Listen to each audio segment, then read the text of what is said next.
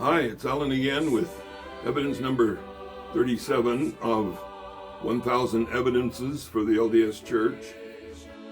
I'd like to take a minute and remind the viewers that we do have archaeological evidence for the Book of Mormon. Some people have commented, well, where's the evidence for the Book of Mormon?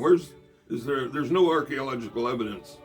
And it's like many people are in a world of fantasy, make-believe, let's pretend that there's no evidence. There's a lot of archaeological evidence of the Book of Mormon.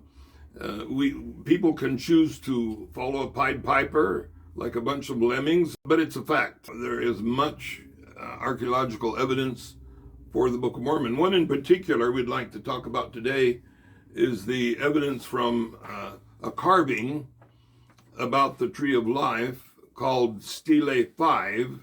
This has been found in southern Mexico, and here's a visual of it.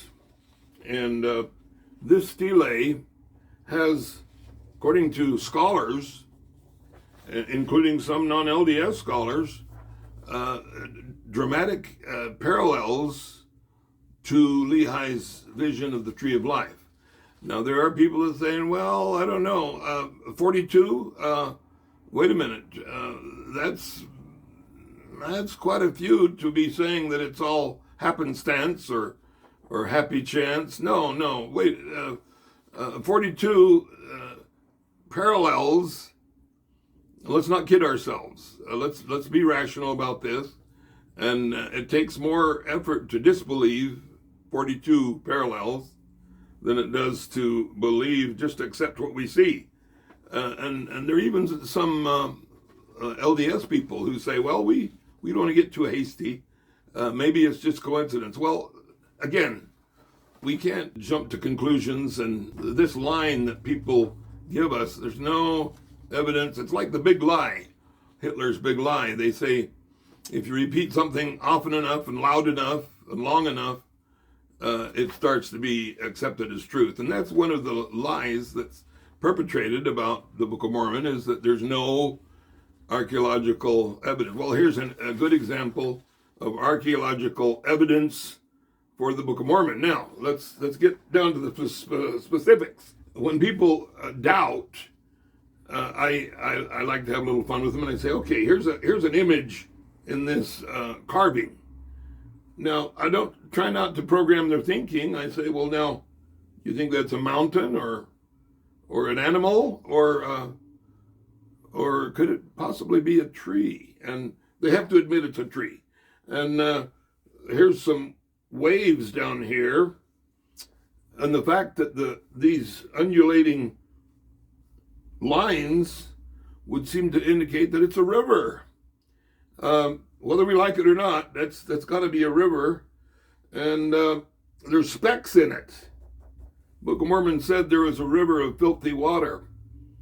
I wonder if those specks could represent filthy water. There's also a waterfall of water without specks, and the Book of Mormon says that in this vision that Lehi had, there was a spring of living water. And so now here's a line that could be a rod. We're not going to say that it has to be a rod, because a line can represent anything. But there's fruit on this tree, like there was fruit in the vision.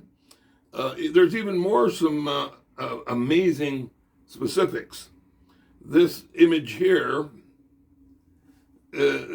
according to the name glyph over his head, his name is Lehi. Now, coincidentally, it's represented by the stylized upper jaw of a crocodile, and you can kind of see the eye socket and the teeth there.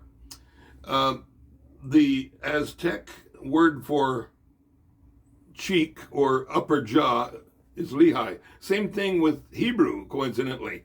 You look up the etymology of the Hebrew word for cheek or jaw, it's Lehi. Sitting behind Lehi is a female figure.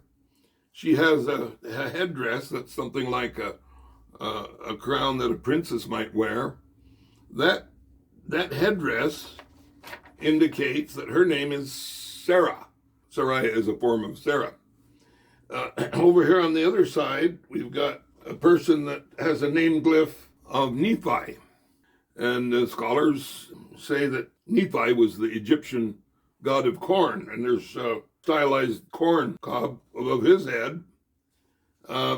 There's a person behind Nephi in a supportive position. This would be Sam.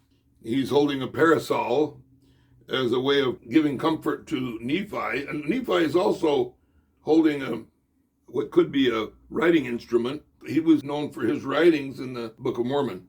So we also have back on Lehi, he's looks like his hand is out, gesturing, admonishing his sons. We've got two sons. Well, we don't know if they're sons, but there's two people on each side of the tree with their backs to the tree. This could be Laman and Lemuel, but nevertheless, it is a parallel. And all these others, like I say, there's 42 similarities. The book talks about a great and spacious building. Well, here's the lintel of a great and spacious building. So people that say there's no archaeological evidence are either uneducated or they are deceiving themselves as well as others. Thanks for listening, and stay with us for evidence number 38, and we'll see you then.